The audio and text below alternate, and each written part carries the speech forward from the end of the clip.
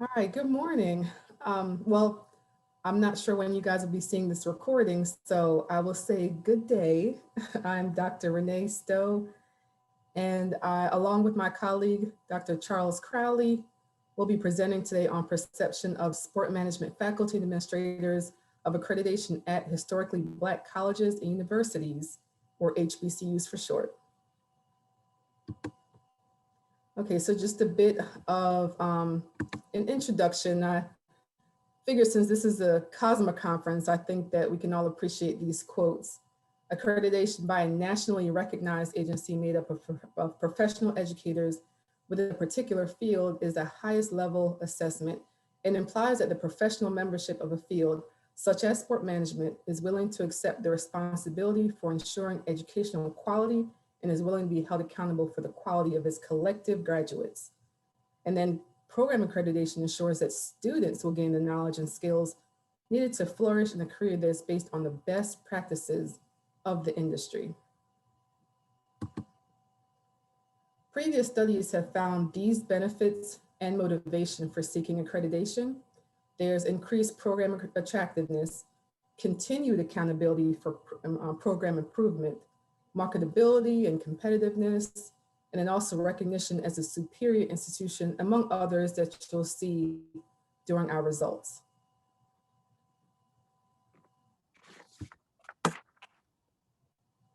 There are also reasons for not seeking accreditation. Since the sport management discipline is housed in different departments, as we know, there are sometimes competing and overlapping accreditation programs. For example, you may have business school programs already receiving accreditation by AACSB, or education programs being accredited by NCATE, among other accrediting agencies. Then there's evidence of success from other sources, such as employment placement rates or graduation rates. Some institutions don't really see a need for seeking accreditation because they have other ways to show that their program is successful. And then some believe there's just a general lack of demand from the marketplace. And then one that's very commonly referenced is cost of accreditation being a barrier. We all know that sport management programs continue to grow at institutions across the US and abroad as well. And that's also the case at HBCUs. There are 54 programs currently accredited by COSMA. However, no HBCU programs are accredited. No HBCU sport management programs are accredited. However, it's important to note that there are currently 2 HBCU COSMA members as well as 13 individual members from HBCUs. So we were curious, since there's no research out there currently looking specifically at HBCU sport management programs. So we really wanted to examine these 4 questions in regards to HBCU sport management accreditation. What are the perceived costs and benefits of accreditation for sport management programs to HBCUs? Do the perceived costs and benefits differ among those who are seeking accreditation versus those who are not? And do perceptions of faculty and administrators differ based on past experiences with the Sport Management Program Review Council approval? And what are some concerns, just general concerns of sport management faculty and administrators at HBCUs regarding COSMA accreditation?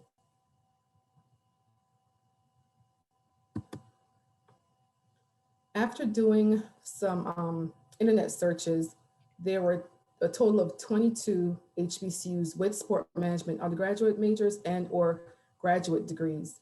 So we sent out letter of consent and web-based survey to those faculty program coordinators or department chairs, depending on which was listed on the institution's website. And we were fortunate enough to receive 17 of those completed surveys back. We were fortunate to get permission from Dr. Williams to use an existing survey constructed to measure faculty perception and motivation of sport management accreditation. So we thank her for that. There were 21 21 Likert scale questions, ranging from 1 extremely important to 5 not at all important on the survey. We start out with some general demographic questions, getting some information about the institutions, and specific questions regarding perception of accreditation. And then lastly, we added 2 open-ended questions. What can COSMA do to be more inclusive and to ensure policies and procedures are equitable for HBCUs? And then lastly, just a general question asking for any additional comments or feedback. So I will turn it over to my colleague, Dr. Crowley, to present the results. So some of the demographics that we found from our surveys, our initial surveys. For one, when we looked at faculty status, 43% of the faculty, 40% of the people responding were faculty, with only 5% being administrators and 44% serving in that dual role. 61% of the people that responded was actually department chairs, which was very interesting to me. And we're going to come back to that in a minute. The average length of service was about 2 years. And this was very interesting because we had some faculty that have been in these positions for a very long time versus a lot of new up and coming faculty. The institution size for HBCUs, you have to think about the sizes ranging from, 61% ranging from 1,000 to 5,000 students, with getting into that 5 to 10,000, only 33%. Type of institutions, most of these institutions that respond were public institutions. And where they were housed at, which was very interesting because it was a split amongst the business department, exercise science, and education, with 33, 28, and 33%. Most of these programs were actually bachelor degree programs with 56%.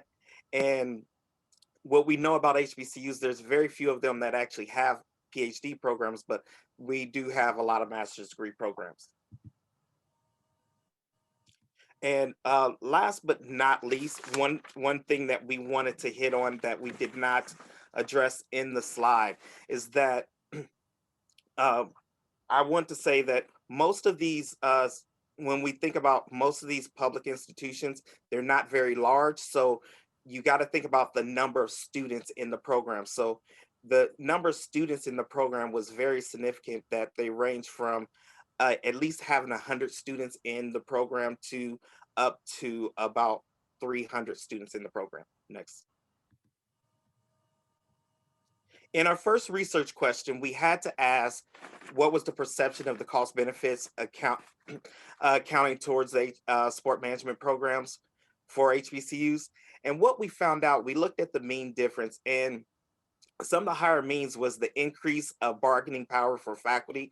And when we think about that increase of bargaining power, they said that this was somewhat to very important for their faculty. Other higher means was the increase of bargaining power, bargaining leverage for university faculty resources at a mean score of 2.14, and followed by the marketability. They want to see if they're going to get involved in this, it's going to be marketable, especially if the cost is actually beneficial to them. Next. In research question number 2, and that's where we get into what is the perceived cost benefit difference among those that seeking accreditation versus them not seeking accreditation. This goes back to question number 15 on our survey, where we looked at who's actually joined, who's and this, when we talk about joint, these are faculty members that's joined, being a member or individual member, or they've actually are looking to join, or even had or have not joined, or even had a discussion.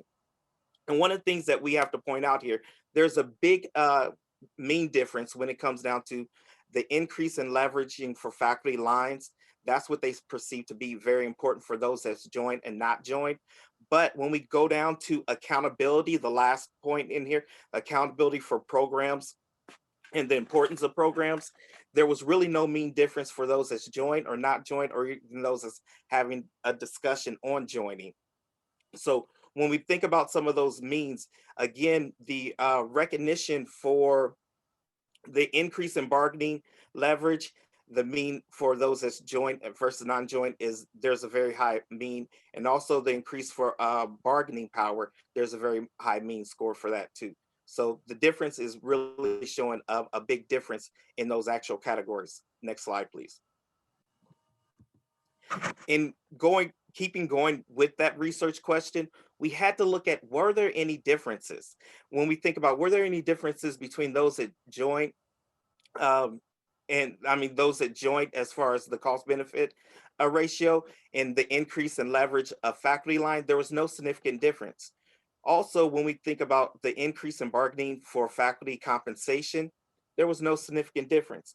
When we think about the recognition as a superior program or institution, there was really no significant difference. Also, when we talk about the increase in bargaining leverage for the university resources, there's no significant difference there when we think about the difference in cost benefits. When we talk about the marketing advantage, again, at the p-value of 0.865, there was no significant difference. The opportunity to share techniques or challenges for the institutions facing similar issues, there's no significant difference. And we talk about the accountability for the program improvement, there's no significant difference. When we talk about this, this is very important when we talk about this, because we had to see if there was no significant difference, why were there no significant difference with these 17 programs, and looking at the cost benefit relationship versus them joining and not joining. Uh, so next slide, please. When we get into the perceptions of faculties and administrators and how they actually differed from the past SMPRC program approval, again, we didn't see any significant differences in the 7 categories for increase in leverage of faculty lines, increase of bargaining for faculty lines, the recognition for superior programs, the increase in bargaining leverage for university resources, the marketing advantage over other programs, the opportunity to share techniques, success, or challenges for the institution leverage, or the accountability. And this was looking at a p-value of 0.05, just looking at a basic one-way ANOVA saying, were there any significant difference? There was no significant difference. Now, how this actually relates, we have to get into how this relates to what do they perceive. So what we actually did, we looked at a qualitative, asked them a qualitative and question to see where we was actually going with this. So the respondents were asked to provide a qualitative information to help us understand why COSMA is not sharing strong factors for helping them in the decision to actually join COSMA. There was a theme that we actually had to follow with these research questions. And the decision was actually split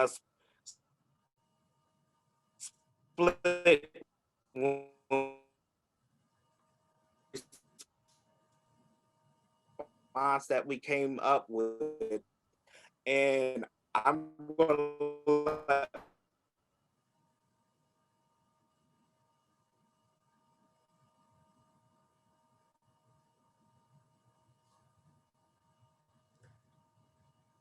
Doc, I'm sorry, you froze on my end. Were you ready to move on, or? Oh yes, I was going to let you go ahead and handle this, and then I'll go back to the next one and tie some of the themes together with what they actually stated with the survey on the second slide.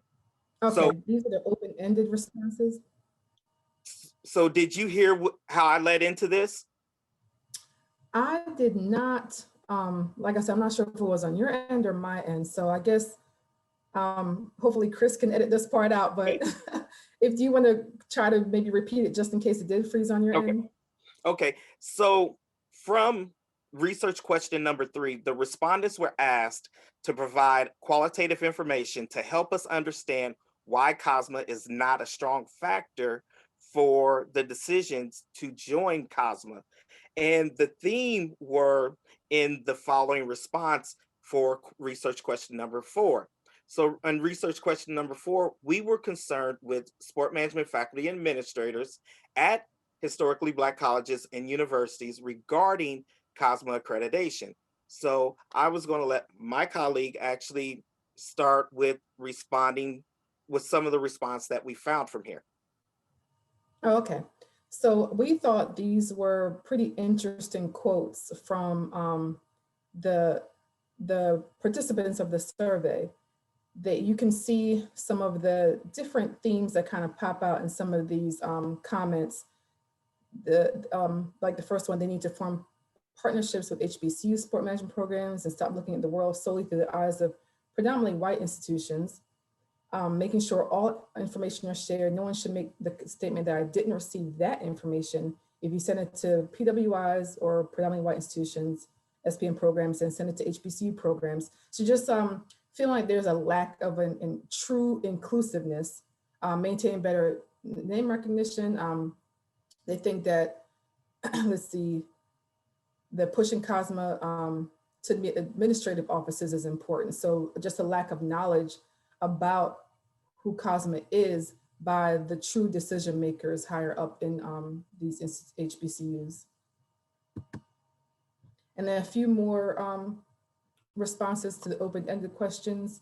Again, you'll see that this repetition that's similar to previous studies, just about the cost, right? So reduce the price based on size of institution, the cost of accreditation process. Again, you see be more inclusive. HBCUs do not have the same resources as other institutions. It can be on an unfair playing field. We also cannot afford sabbatical leave. So just thinking about the overall, the differences between, say, bigger PWIs or PWIs in general versus HBCUs, and considering all the differences that go into that.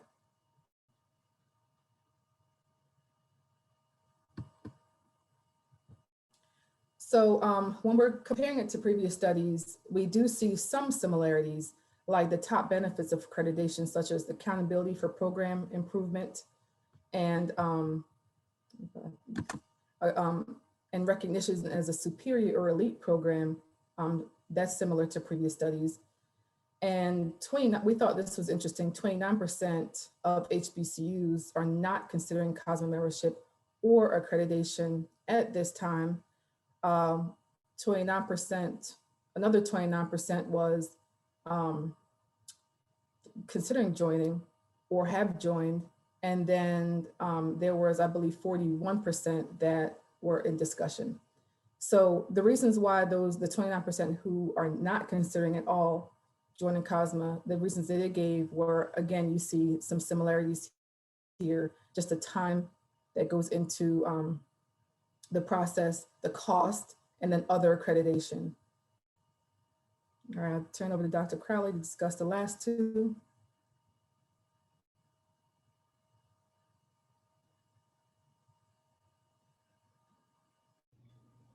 Dr. Stowe, he must be having internet issues because he's no longer a part of the meeting. Oh, okay. See, this is the thing about technology. Yeah, 2020, 2021, fun. So just looking at all the different results, we found it really interesting that the previous studies, there are some of those statistical data that did come up significant, which as Dr. Crowley mentioned, ours did not. The results indicated that many HBCUs are not obtaining COSMA accreditation because of cost. We did discuss that, and that is similar to previous findings as well. And that kind of goes back to some of the qualitative information to consider, that when it comes to these smaller HBCUs, as you saw from the demographic data, a majority of them were 1,000 to 5,000 student body population. So we're talking about smaller smaller institutions, which is going to be reflected in the just financial and just resources in general that they have access to. I think Dr. Crowley is about to join us again.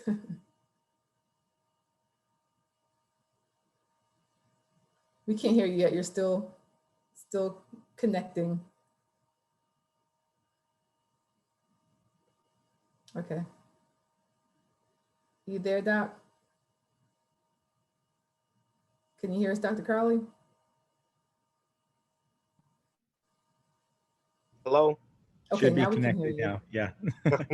I don't know what happened there. The days Okay. of technology right now. All right. Well, I was It's all good. going over the discussion Okay. slide. So if you want to jump in, I started talking about the last two bullets already, but whatever you want to add in is fine. What I really want to add in is that, especially when you think about the benefits of the program and how to improve the recognition of the program, um, I think that a lot of this ties into what they were saying. Is the reason why that they're not perceiving it as being important is because it's not, the information is not readily available to a lot of our HBCUs, and that's what they were stating in their qualitative analysis. So when you get into COSMA and considering the membership being 29% not considering COSMA as a member, I think that is a high number, especially with the number of HBCUs that actually have sport management programs. The results also indicate that many HBCUs are not obtaining COSMA accreditation because of the cost. And that was a common theme that we had throughout uh, our qualitative analysis.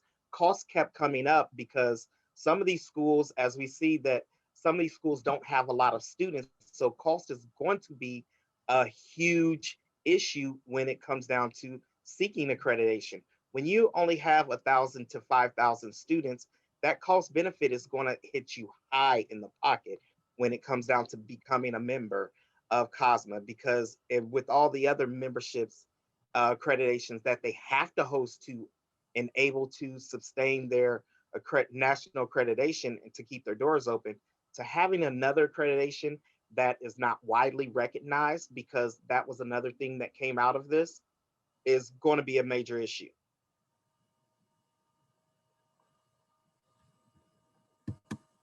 All right, so these are our references. And we thank you for watching this presentation today. We would normally have time for question time, but we look forward to seeing many of you hopefully during the Q&A in February. Thank you. Thank you. This presentation is Perception of Sport Management Faculty and Administrators on Accreditation at HBCUs by Dr. William Stowe and Dr. Crowley at Livingstone College and Winston-Salem State University. It was in the accreditation track. And as I mentioned, we can kind of have this be more conversational, and I can step in as needed. But if Dr. Stowe or Dr. Crowley, if you want to hop in and maybe get things started and introduce yourselves, or anything else you'd like to say about your presentation, we can go from there. Okay, thank you. And thank you all for joining us. I see some familiar faces, so I appreciate you guys popping in for this. So I'm Dr. Renee Williams Stowe. Like Chris said, Winston-Salem State in Winston-Salem, North Carolina.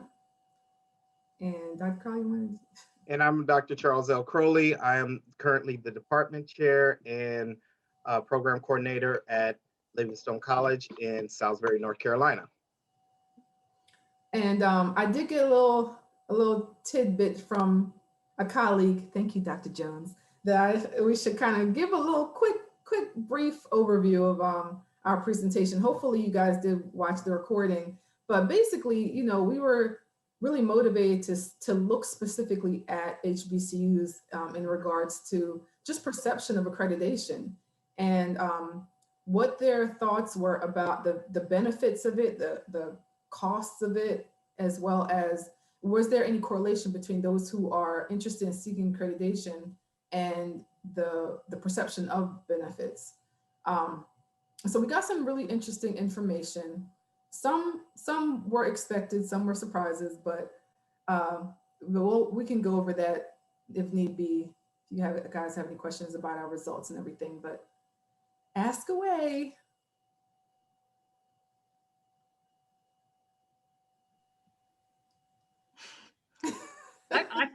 this, to me, this presentation was like, this is what you need to do, Heather.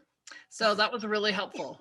So, so I took a lot of notes, and I wanted to clarify one thing to make sure that I was accurate. So I'm not trying to say you have to go back to your slide, but you probably know the answer, that there were 22 HBCUs that have sport management programs, and you were able to get the survey back from 17. So I just want to understand the universe. Okay. But then I think that there was a percentage like 29% not interested at all. Is that the right? And but then that, to me, that means like 70% are interested or could be interested. Is that the right ratio, or did I reverse it? Yeah, it was. Yes. We didn't. Oh, did you want to answer, Charles? I'm sorry. I'll answer it. And Heather, I really was laughing when you said, "Oh, this was for you," because Renee and I was talking. I said, "Heather's going to jump on this." I said, if we're going to see anybody, we're going to see Heather in this presentation, because I said sorry. I said I saw your eyes light up, and that was correct what you saw. Okay. 29 stated that they weren't interested, but I think the really interesting fact about that 29%, a lot of the people that were responding were wanting more information, wanting to look at how it's going to help them and cater to them as an institution, especially because most of these HBCUs are smaller institutions. So with those smaller institutions, you're having less resources. And they brought up the resource aspect also. Yep. Yeah, and I heard the message loud and clear. We need to hear from you. If you're not sending us the message, and and we're not getting it, like who's that is a responsibility of the accrediting body to communicate that way. So I got that message also. And I wanted to so we didn't give all of the results as far as that. So 29% joined or plan to join, 29% not interested, and then 41% were in discussion with their institution about becoming a member. So 41% are considering. Right. I put that in the yay, they might do it category. So that was my optimistic take on that. Okay. Well, I have other questions, but that's because this is my job, I guess. But I don't want to, there are people, I guess, like Morris has worked with me for a while, and I don't know. You have any comments? Well, only pretty much the comments is about, I guess, I didn't get to the, I guess, with the accreditation piece, does it really affect like the faculty pay scale as such? Because because the bottom line is that the universities want students to come in. So now, since we're starting to get this influx of students, especially into the sport management program, because it's the new hot thing that's going, then does that accreditation, by getting these students, how does now that going to affect the pay scale for faculty? Because now we got to teach more classes, come up with new innovative ideas of relaying this information of sport management. And actually, that's a good point. I wonder if Heather, you might be able to respond to that, because that wasn't part of our study, to looking at the difference in pay. But is there a difference between accredited versus not accredited? We have looked at that, actually. There's a faculty salary survey that has been done. There's not a breakdown between predominantly white institutions and HBCUs, but there is a breakdown with size, region. There are some other elements that could benefit you to know what people are earning in similar institutions nearby. So that's one way you could actually just see numbers that are not attached to any specific institution. In terms of the accreditation process and its impact on something like faculty salary, it's going to be really indirect. Certainly, that's not a part of the process, so we don't tell people how to pay their faculty. But what we would point out are I think Renee knows this now, back and forth. There's a table where you're going to include the number of credit hours that your department is generating, and then you're kind of comparing that to the percentage of the budget for the whole institution. So you can compare, you're creating X percentage, but this is your budget, and is it equitable or is it lower? What's going on there? And then there are many places sprinkled within the responses that you would give to the principals about, your teaching load, advising load, all the other things that you do. And so while, again, it's not like if you have X number of students, you need to get paid this much, or you need to have a teaching load reduction. It's looking at really the whole picture and trying to understand, are there enough resources of the type of resources that you would need, and how can that steer toward your sport management program so that you can make it better, and you can be in a cycle where once you identify the needs of students, the needs of the campus, the needs of the faculty, then you can continue to sprinkle in those resources to be able to meet that. Yeah, that's One definitely. of the major things that we found, because reading through all the response from the faculty members was very interesting, and trying to make sure that we categorize them appropriately, because pay and was Cosmo going to affect pay and load and things like that really became a key point in addressing with faculty, because faculty really want to know, would this actually affect my load? Is it going to affect my pay? And that's one thing that these faculty at these HBCUs did not know or understand, how this could actually help them, or is it going to give them more of a teaching load, as you were saying, or is it, if we have to be more creative in teaching and things like that. So I think that is a major point of contact. Yeah, I heard that loud and clear with your data too, for sure. Yeah, obviously that's something that, so, you know, I don't want to, I'm not trying to wordsmith and say something that sounds roundabout, but I really, first of all, I don't make the decisions, but I can't say your pay will increase, your enrollment will increase, but there certainly are, it's this holistic view, and it's this self-study. You know, Renee's gone through this just now. So you're looking at what you're doing and how you're doing it. And there were things that I was guiding her in, I guess, or commenting on when I was reading drafts of her self-study that I thought were really prominent or important. I was asking her to say more about it, because it then gives this bigger, fuller picture of the entire institution and what's great about it, and what's, you know, what they're doing well. And then there are also sections where it is up to the program to evaluate, you know, how is this working for us? You know, is this, do we have, you know, you're asked about the adequacy or the efficacy of different policies that are in place, or institutional structure. So if it's not working, we want to know. It's not that you won't get accredited because something is not working that well. It's to help you get it to work better. So I do communicate that out, but, you know, I obviously need to target it specifically to address those most important things. So actually, this is a bit of a plug, but I hope you can watch my COSMA impact research presentation, because I do talk about some of those things.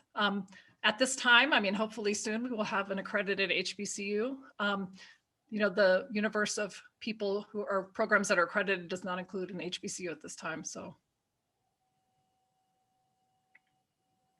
Any other It questions? starts with one. What's that? It starts with one. So, well, believe me, we've been close on a number of schools, and you know, I think this research has helped me understand maybe what may have happened. You know, there are many programs that'll get to a tipping point, and then they just back off of the process, and nobody tells me anything. So I don't know why that has happened, but maybe I can approach it differently to try to understand. And I really want to be supportive of you as faculty. This is not a accreditation that's supposed, you know, it's not to support your administrators. It's to support you and your program. So. yeah, I've been in that position. Remember, Heather? Oh, I know. I know. Yeah. So one of the first 3 programs that went through. I know. So it just breaks my heart, because the amount of effort and time and sweat that you put in is, It's a lot of work. It's like we have to meet at a conference and have a secret conversation, you know, on the side, and then we can learn what really went on. So, yeah. Questions from anybody else here? I have another question. For the, I guess, accreditation piece, are there specific student learning outcomes and assessments that you guys necessarily look for, per se?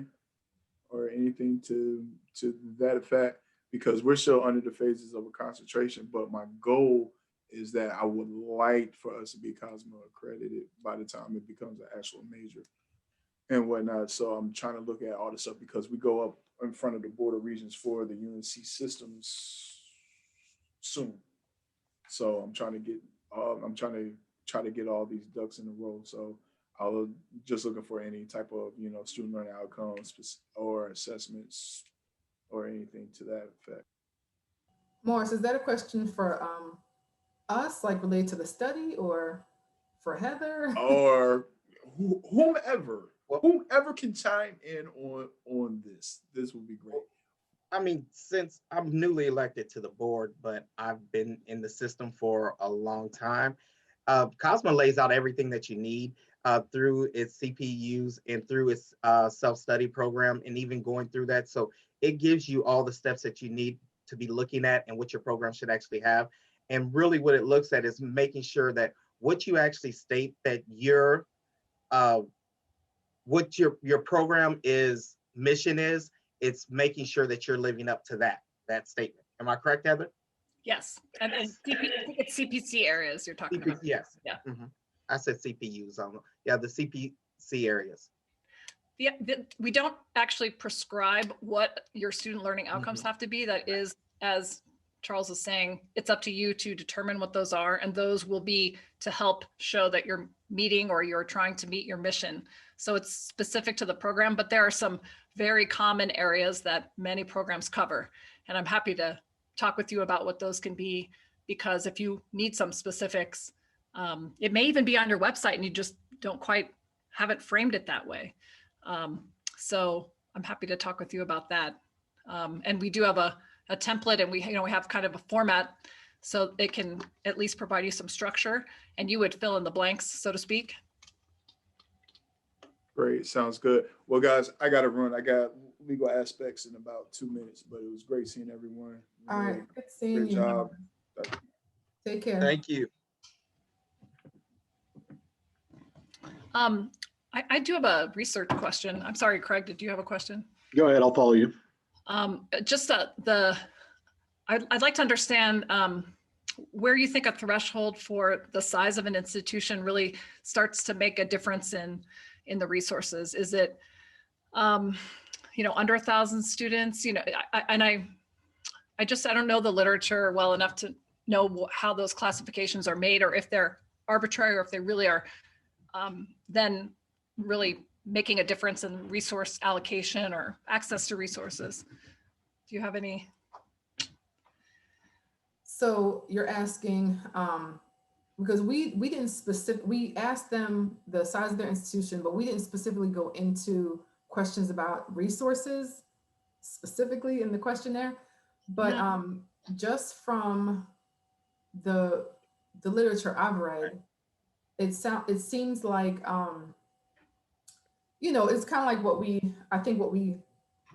and I don't know if this is answering your question, but we already know that the smaller institutions typically have access to less resources because of endowments and funding and different things like that. But with the HBCUs, it tends to be even less. Like if we were compared to a PWI of the same size, it tends to still be less because of, like I said, endowments, alumni association, giving back, different things of that nature. But I think that's probably something that we're familiar with anyway. Were you gonna say something, Dr. Crowley? Also looking at private versus public institutions, and then when you think about the size of the actual institutions. Now, I spent a year at a small private institution and now I'm at a small HBCU private institution, and knowing the number of students, but looking at the resources, one being a PWI and one being an HBCU, the resource allocation were so much different. And what they had as far as resources were so much different. And their endowments was a lot different too. So what we were saying, what they were getting from alums and giving back, that was hugely different. But one thing that I would like to address is that was one of the comments that I read, a couple of times from some of our feedback, is that being the size of the institution, our resources are a lot less. And Right. we don't know if we could afford it with having such less resources. Yeah, and so in order to think about restructuring COSMA fees, I was wondering what angle to take. Because there are other small private institutions and they could benefit from Exactly. ambulance. So I wondered if that was what is the threshold for small? That was and I know there's a Carnegie classification probably for that. Mhm. But maybe there's like a realistic one, you know what I mean? So there may be that which is published and then that which is going to make more sense. Right, because I mean, it's like you said there, I mean, it's like that, well, you both said there is the numbers, you know, 1,000 or less, 2,000 or less, but then there's the public-private piece. So I think those will need to both be considered Yeah. when thinking about that. But it's good to know that it's a possibility that there could be restructuring of fees related to the size of institutions, because that was so prevalent, as you know, from the feedback we got, as well as the research that we pretty much replicated. Dr. Williams and colleague, their research that was predominantly PWIs, that was same thing, cost. So and I think Right. that's probably across the board when it comes to accreditation, though. Right.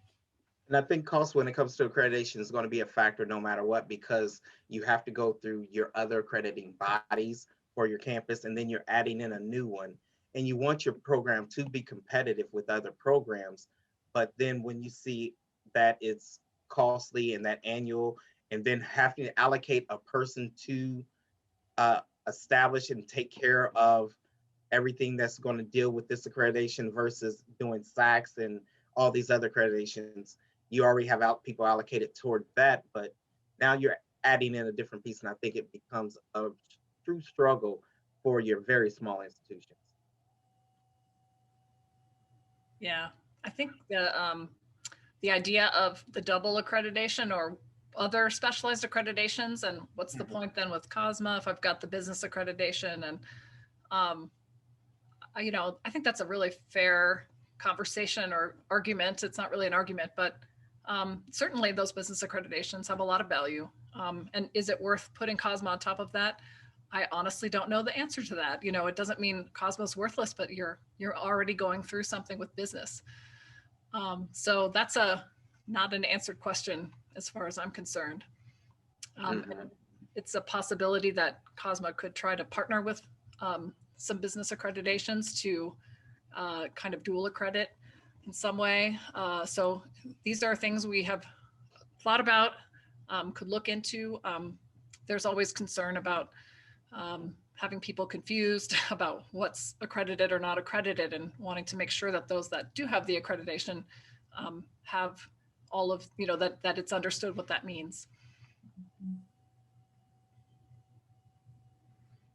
I'll chime in with just a thought that I had about how you maybe differentiate between institutions. Is also looking at percentage of student body who's Pell eligible might be another way to think about it, because that's another resource driven metric that a lot of universities would use. So food for thought, I guess. The question I had was what you guys may have found that you feel like is still missing from the literature that would help to piece all this together more.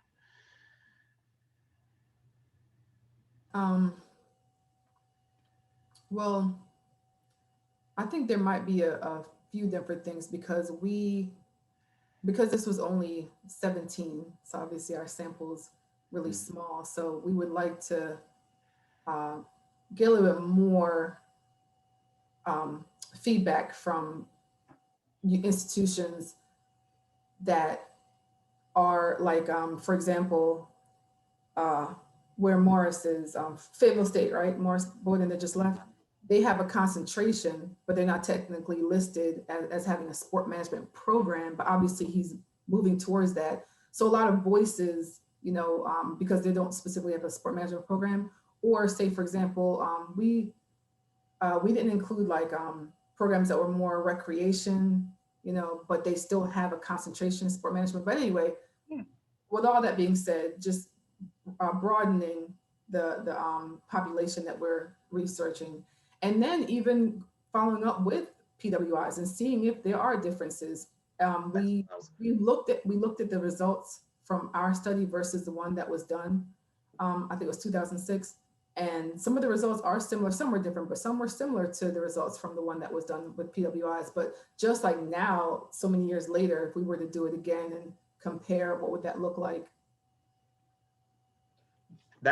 I remember that was a major thing that we hit on that was missing from our study right now, is that we looking at a comparative analysis. And I know Heather would jump for joy to see something like that, because I think that data would make a lot of sense, because that's missing, because we need to see, especially when we've been talking about resources that PW highs have versus HBCUs, we need to look at that data, because I think that's what's missing. And I think that's what would help when we talk about fee structures, when we talk about fee structures for institutions, when we talk about sizes of institutions, when we think about the overall impact of the institution, if we could grow COSMA in that way, because it would make better sense to us to have a different fee structure, to have different items that was going to take place on that level. Great question, because we did talk about, Renee and I did talk about that after we put together the presentation. We was like, this would be great to do a comparative analysis of PWIs versus HBCUs and see what they were saying and how they compared in contrast to each other. Yeah, I can see value in that. Mm-hmm. One other is, I may have missed this in the presentation, but what was the breakdown of where these departments were located, or where were they housed within colleges at the HBCUs?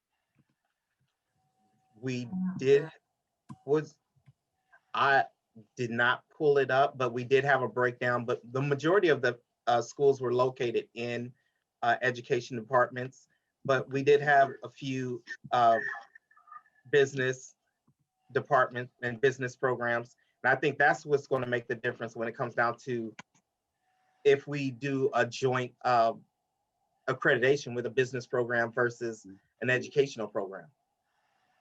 Yeah, I was trying to share the PowerPoint, but real quick, yeah, the breakdown was 33% business, 28% exercise science, and 33% education. So yeah, it was kind of spread across the different departments, like we know sport management is, or different. Right. Yes. Yeah. I'm sure Heather deals with it all the time, but we tend to be the ugly stepchild of higher education, I feel like. And, oh yeah. Mm-hmm. No consistency. That's part of the problems that we have, maybe being recognized as legitimate or what have you, depending on the university that you're at. Mm-hmm. Renee, I think Chris could make you be able to share your screen if you did have a slide to show. If you want. Okay, I mean I can. It was just the breakdown of everything, but. Because of the faculty salary survey, we actually, and this is not just accredited programs by COSMA, it's just sport management programs in general. We have a pretty big sample size for that, and it does have a breakdown. The most recent one was about a 33%, a third in education, business, and then kind of other, like maybe applied studies, health, natural sciences. I mean, kinesiology, exercise science, like a big mosh of other things. Right. But I'd be interested in if that breakdown is similar or different, in HBCU. So show us. I thought about that in relation to your interest in talking to administrators as well, because depending on where you're housed, yes, the administrator is going to see more or less value, perhaps in your program's accreditation. Yeah, that's true. So kudos to you all. That's the problem I faced with at another institution. That was the big problem that I faced at another institution. when seeing value. And Heather didn't know what happened when we backed out, because administrator came in, he came into a COSMA meeting for 30 minutes. The meeting was 2 hours in San Diego. And then he went back to our administrator and said, oh, this is not worth it. Nobody else is doing it. And I'm like, wait a minute. There's so many other schools in our system doing this right now. And we were one of the first schools in the system, one of the first schools in the nation that got approval. So you got to have that administrator on board and seeing that value that's taking place. Absolutely. He flew in from Pennsylvania to California, 30 minutes, left back out. Was that an AFERD meeting or a training that it was an AFERD meeting that you were doing the training at? Right. And it was a huge training Yeah, that you were doing. I remember that. Yeah. Yes. I mean, it was in San Diego. I can't forget that. Yeah. Mm-hmm. Yes. San Diego, yeah. He And was trying to go enjoy that beach. He wanted to go. yeah, The second training I did, there were like 2 people there because everyone was outside. Yeah. Well, that one was pretty packed though. Yeah. Yeah. There was another one that you weren't at. That was small. Yeah. The ROI. So listen to my presentation, because the impact is both. The impact happens while you're going through the process, because you are looking at what the requirements are and you are understanding what you're doing. To what degree are you meeting them? And I didn't say, are you meeting them or not? Because that's not how it gets evaluated. To what degree? So some are going to be like this, some are going to be amazing. And the point is to do better, to improve. And in that process, like we talked about initially, maybe you need more salary, you need more people, you need other resources that are not there. And that's going to be maybe the latter ROI, because you have to get that message from the accreditor to your powers that be to say, we need more of this. So it's much more complicated than you'll have 5 more students and $10,000 more dollars and, et cetera. So anyway, we have to wrap up. Sorry.